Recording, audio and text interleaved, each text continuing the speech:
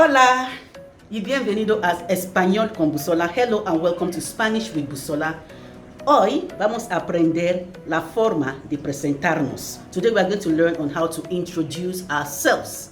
En español hay 4 verbos que usamos para presentarnos: llamar, tener, vivir, ser. Llamar, tener, vivir, ser.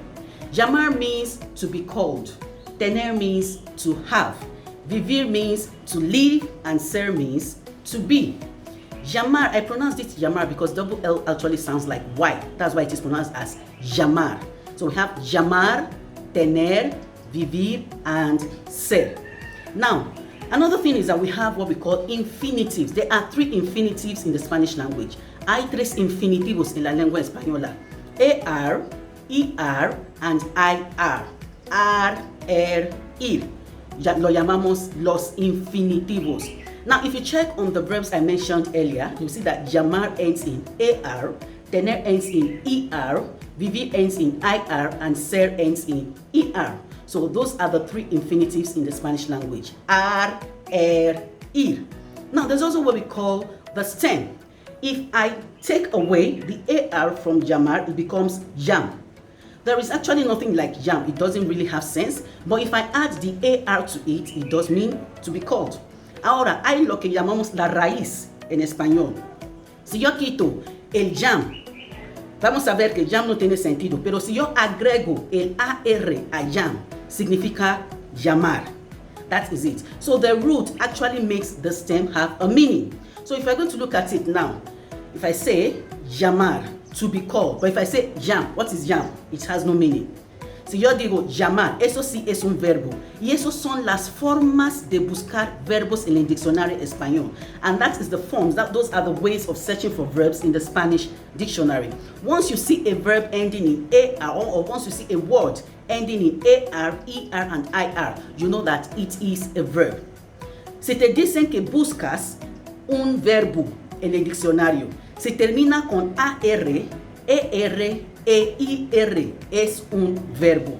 Ahora, para verbos regulares, for regular verbs, nada pasa con la raíz. Nothing happens to the stem.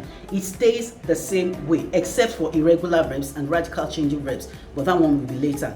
Now, el verbo en español cambia según la persona. The verbs in Spanish changes according to the person.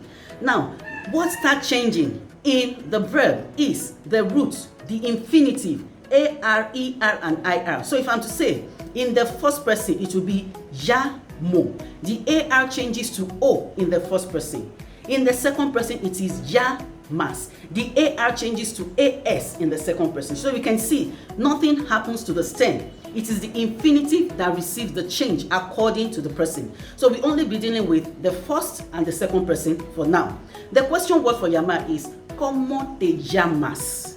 ¿Cómo te llamas? What are you called? What are you called? And you respond by saying, Me llamo Busola. So you can see, my question in the second person is directed to you as a first person.